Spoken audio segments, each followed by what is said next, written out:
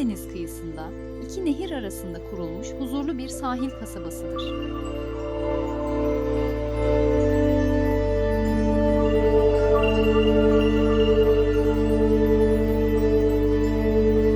İsmini Latince, iki dere arasındaki köy anlamına gelen ava kelimesinden alır.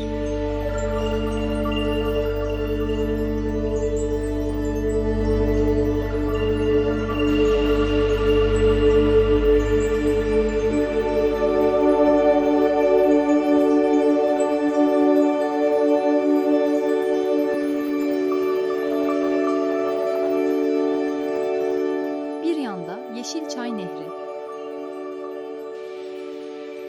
diğer yanda ise Göksu Nehri bulunmaktadır.